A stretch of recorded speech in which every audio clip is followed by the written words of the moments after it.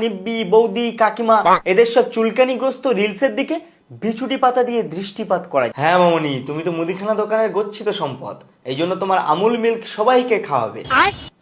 ধুম্বা Russian দেখে কাকার অ্যান্টা টুং করে বেজে উঠেছিল, এই জন্য ক্যামেরা বন্দি করে রেখে দিচ্ছে। রাতে ডিনারের পর ভিডিওটা দেখে কাকার অ্যান্টেনা টুং টুং টুং টুং করে বেজে উঠবে। তবে দেখো কাকা, প্রথমবার রাশিয়ান দেখে আবার বেশি এক্সাইটেড হয়ে ছাল ফাল খেলিয়ে ফেলো না কেন। অ্যাকচুয়ালি দিদি, কচি পেয়ারা খেতে না একদম ভালো লাগে না, কষা, কিন্তু কচি ডাব খেতে দারুণ লাগে, মানে পুরো লবলব। না কাকু, এটা কিন্তু ঠিক না। তোমার আরামের জন্য কাকিমার মুখে তুমি জোর করে কলা ঢুকিয়ে দেবে। কাকিমার যদি বিষম লেগে যায়, তখন যদি কাকিমা তোমার গায়ে বমি করে দেয়, তখন তুমি কি করবে? হ্যাঁ, ওই বমিগুলো চাটবে? তোমার বাবা কি জোনাকি?